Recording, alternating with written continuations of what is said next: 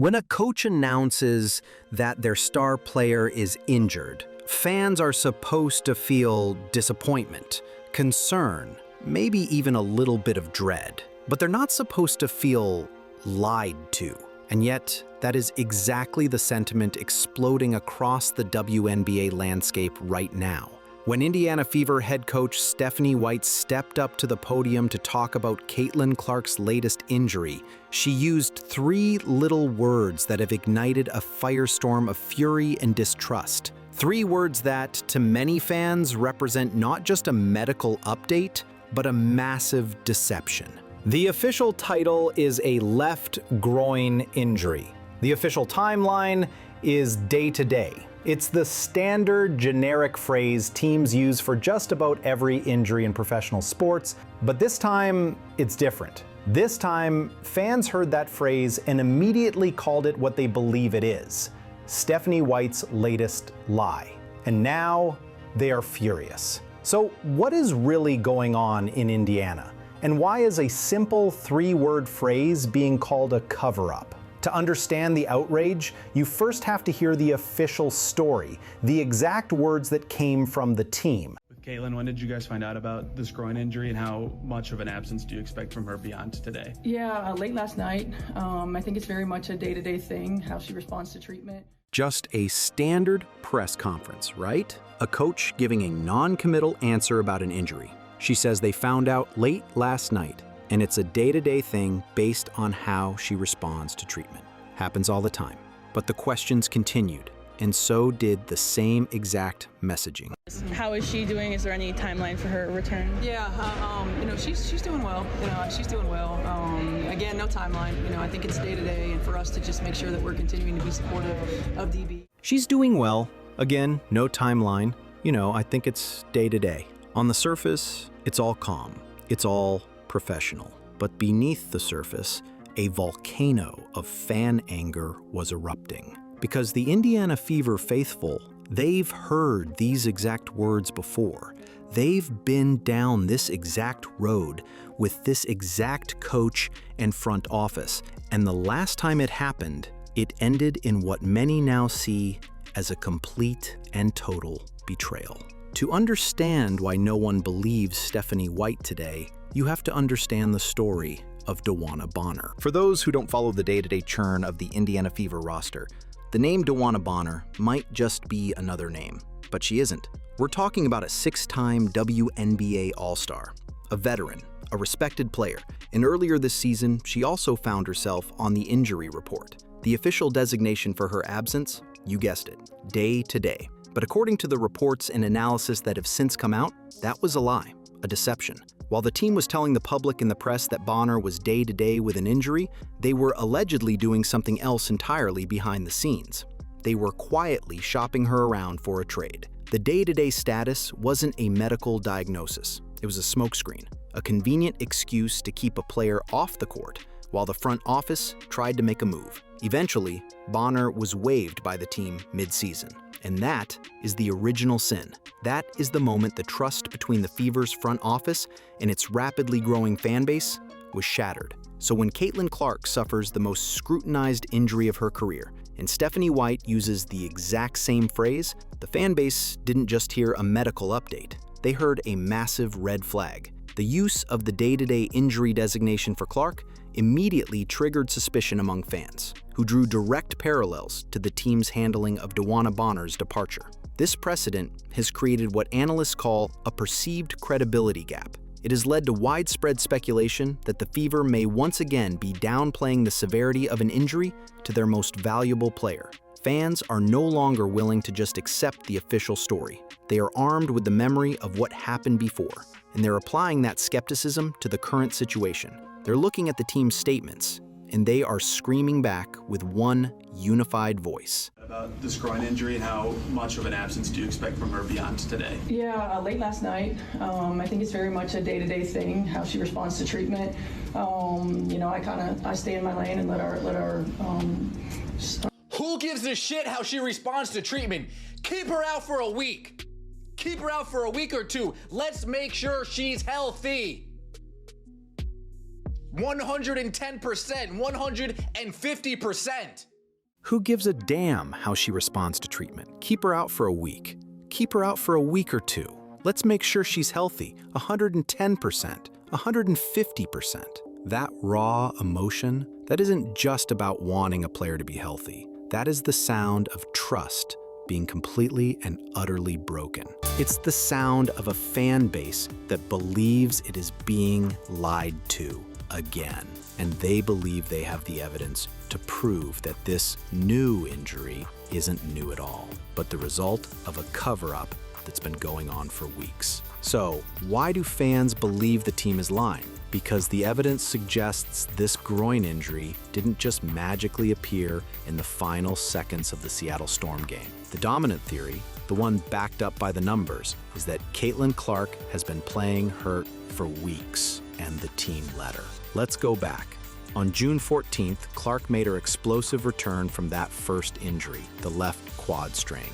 She dropped a season-high 32 points against the New York Liberty in a spectacular performance that seemed to signal she was 100% back. But in hindsight, that game may have been the worst thing that could have happened. It created a misleading perception of full recovery, an adrenaline-fueled outlier that may have caused both Clark and the team to overlook the lingering weakness in her left leg. Because what happened after that game, her performance levels didn't just dip, they fell off a cliff. And this is the first pillar of the fans' case against the Fever, the numbers. In the 3 games leading up to and including the game she was officially injured in, Caitlin Clark shot a cumulative 1 for 23 from three-point range. Let me repeat that, 1 for 23. For a player famous for her logo threes, a player who is arguably the greatest shooter the women's game has ever seen, that is not a slump. As many analysts have pointed out, that is a massive, flashing red warning sign of a significant physical limitation. And now, we have a pretty good idea of what that limitation was. There's something going on. Is it the nagging quad injury? But it's something to do with the lower half of her body. It is a groin injury. Now we've got an idea of why she's struggling from long range, where it requires, some real push on three-point shots, especially the kind that she takes. And there's nothing worse than a groin injury. It will nag the shit out of you. Trust me, I've had several. A groin injury. A nagging issue with the lower half of her body that directly impacts the power and lift needed for long-range shots. Trust me, the commentator says, it will nag the hell out of you. This is why fans are so furious. They watched her struggle, they saw the numbers, they knew something was wrong, but the team kept putting her out there. And the visual evidence, the proof that they knew she wasn't right, was literally wrapped around her leg for everyone to see. The shooting slump was the statistical red flag, but the visual proof is what makes this feel like an open and shut case for so many fans. Because while the team was silent, the fans were playing detective. They went back and pored over the game footage from the games after her return from the quad strain, and what they found was undeniable. In games against the New York Liberty and the Connecticut Sun, Caitlin Clark was playing with a heavy wrap and strapping high on her left leg. This wasn't some small piece of athletic tape. This was significant support, a clear visual indication that the leg was not fully healed. So if you guys did not see, in this game right here, against the New York Liberty, she's doesn't have anything strapped up, and people are saying her quad was strapped up against Connecticut Sun. That is a very high strapping up for a quad.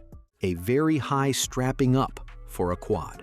This is the smoking gun for many. It's proof that she returned to the court while still needing support for the previously injured area. And this is where the story turns from negligent to truly dangerous, because of a well-understood medical concept: compensation injuries. It's simple biomechanics. When one part of your body, like your quad, is compromised, you unconsciously alter your movements to protect it. You shift stress to the surrounding muscles and joints, your hamstring, your hip flexors, and your groin. That abnormal strain makes those compensating areas highly susceptible to injury. A groin strain is one of the most common compensation injuries related to a quad issue. The fans saw the slump. They saw the strapping. They understood the risk. And they believe the Indiana Fever either ignored it or worse, caused it. You guys rushed her back. And within rushing her back, she re-injured that same quad. And then you rushed her back again. And then within rushing her back, she was forced to put pressure and put stress on different areas surrounding that quad. That leads us to our most recent groin injury. You guys rushed her back. And then within rushing her back, she was forced to put pressure and put stress on different areas surrounding that quad. That leads us to our most recent groin injury. This is the core of the accusation, that this wasn't bad luck. It wasn't a freak accident. Fans believe it was a predictable, inevitable outcome of a team that rushed its star player back, ignored the warning signs, and covered it up with the now infamous day-to-day lie. And all of this set the stage for the single most reckless coaching decision of the WNBA season. Everything we've discussed so far, the suspicious day-to-day language, the DeWanna Bonner precedent, the shooting slump, the leg strapping, it was all prelude. It was all context for the moment that turned fan frustration into pure, unadulterated rage. The moment the preventable injury happened. The date is Tuesday, June 25th, 2025. The Indiana Fever are playing the Seattle Storm. It's the final seconds of the fourth quarter.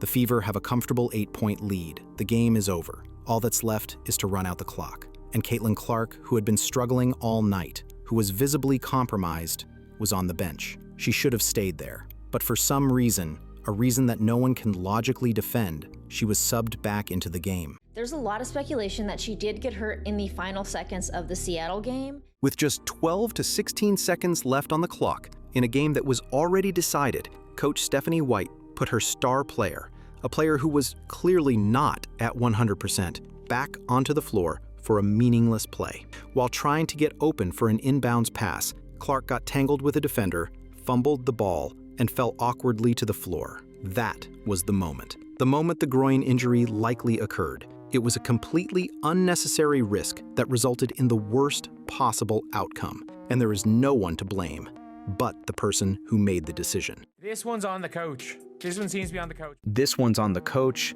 This one seems to be on the coach. That sentiment has been echoed by thousands of furious fans who cannot comprehend the logic. Why was she in the game?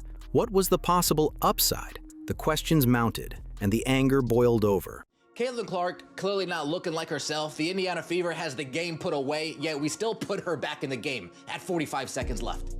Caitlin Clark dealing with an injury, not looking like herself. The game is already out of hand, yet we still put her back in with 45 seconds left. How much patience do I need to have before I can start going nuclear? Because I am getting very frustrated with what I am seeing. Caitlin Clark dealing with an injury, not looking like herself. The game is already out of hand, yet we still put her back in with 45 seconds left. How much patience do I need to have before I can start going nuclear? Because I'm getting very frustrated with what I am seeing. That frustration is what happens when a fan base feels its team is not only being deceptive, but also reckless. And unfortunately for Stephanie White, when you look at her recent track record, this isn't even the first time this season she's been accused of a major tactical blunder in a critical moment. If the decision to put a compromised Clark back on the floor in Seattle was the only questionable call this season, you might be able to write it off as a one-time, inexplicable mistake, a momentary lapse in judgment under pressure. But it isn't. Scrutiny of Stephanie White's in-game management is not a new phenomenon this season. In fact, just a month earlier, she was at the center of a decision so baffling that one article labeled it straight up coaching malpractice. The scene was a game against the Atlanta Dream in May. The game was on the line, it was the final play, the moment where you absolutely must put the ball in the hands of your best player. And who was the best player on the court that night? Caitlin Clark, who had already racked up 27 points and 11 assists. The obvious, logical winning move was to design a play for Clark to take the final shot. Instead, Coach White designed a play where Caitlin Clark inbounded the ball. She inbounded it to a less effective player, Natasha Howard, with no clear design to get the ball back to Clark, or to the team's other primary scorers, Aaliyah Boston or Kelsey Mitchell. The play, unsurprisingly, failed. The Fever lost the game. So you see the pattern, a high-pressure moment with the game on the line, a baffling decision that takes the fate of the team out of the hands of its most capable player. Whether it's designing a final play that sidelines her or putting her on the court when she absolutely should have been sidelined, it points to a concerning pattern of high-stakes judgment calls. And that is what makes this latest day-to-day deception so terrifying for fans. It's not just about one game or one injury. It's about the fear that the person in charge of managing this once-in-a-generation talent may not be capable of protecting her. And the consequences of that failure could be catastrophic, not just for the Fever, but for the entire sport. First, write a concise and powerful concluding paragraph that summarizes the video's main argument and provides a final thought on the topic. This is why the lie matters, because a simple groin strain, if handled with deception and recklessness, can become the precursor to a catastrophe. When you rush a player back, when you ignore the warning signs in the stats, when you dismiss the visual proof of strapping on a leg that isn't healed, you are setting the stage for a much more devastating injury. We have seen this happen time and time again, a tragic pattern of minor issues turning into career-altering moments. You don't have to look any further than the NBA Finals for a horrifying example. I just wonder if she's playing through a little more pain than she should. I mean, look what happened to Tyrese Halliburton in the NBA Finals game when he tore his Achilles heel. He had also mentioned having some pain there, and this was like the pinnacle of his career. So he attempted to play through that, and at the very end, he went down.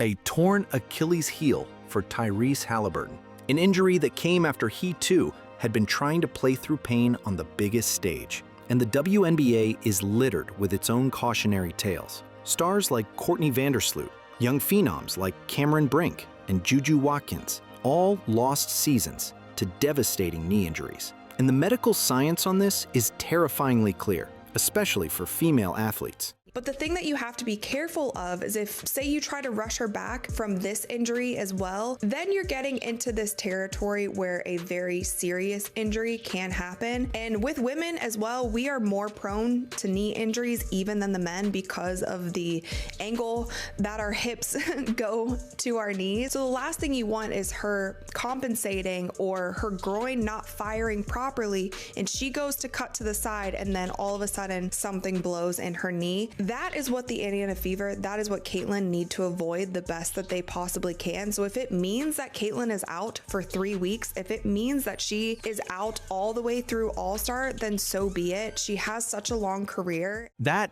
is the nightmare scenario. The last thing you want is her compensating for a nagging groin injury, making one wrong cut, and then suddenly something blows in her knee, an ACL tear, a season ender. The kind of injury that can permanently alter a career. And if that were to happen, especially after all these warning signs and questionable decisions, it wouldn't just be a tragedy. It would be the direct result of a team that, in the eyes of its fans, chose deception over protection. In the end, this story is bigger than a single injury report. It's about a sacred bond between a team and its supporters, a bond that has been fractured by a perceived betrayal. The fury from fans isn't just about a missed game or a bad coaching call. It's about the terrifying feeling that the guardians of the game's brightest star are failing in their most fundamental duty, to protect her. The day-to-day comment has become a symbol of this failure, a lie that fans believe risks not only Caitlin Clark's health, but the golden egg future of the entire WNBA. Immediately after the conclusion, add a short transitional phrase like, "So what's your take on all this?" Or, "But that's just our breakdown. We want to know what you think." But that's just our breakdown, and we want to know what you all think. Immediately after the segue phrase, deliver a 3-part call to action, asking the audience to comment with their opinion on a specific point from the video, subscribe for more updates, and share the video. Immediately after the segue phrase, deliver a 3-part call to action, asking the audience to comment with their opinion on a specific point from the video, subscribe for more updates, and share the video. Drop a comment below. Do you believe the Indiana Fever is being deceptive about Caitlin Clark's injury, or is this just standard procedure? Make sure to subscribe and hit that notification bell so you don't miss any updates on this developing story. And if you think more people need to hear about what's going on, share this video.